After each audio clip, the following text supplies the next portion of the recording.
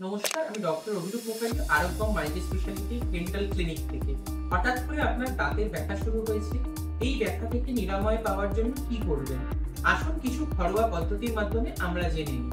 তুমি হালকা নুন গরম জলে কুলকুচি করবেন, এতে ফোলা ভাব বা ইনফ্লামেশন কিছুটা কমবে। তাতেও যদি ব্যথা না কমে তাহলে বাড়িতে থাকা প্যারাসিটামল ট্যাবলেট একটি গ্রহণ করুন। এরপরে আপনি যদি দেখেন যে আপনার মাড়ি বা গাল ফুলে উঠেছে, সেক্ষেত্রে একটি পাতলা কাপড়ে বরফ কুচি দিয়ে বাইরে থেকে হালকাভাবে সেঁক দিন।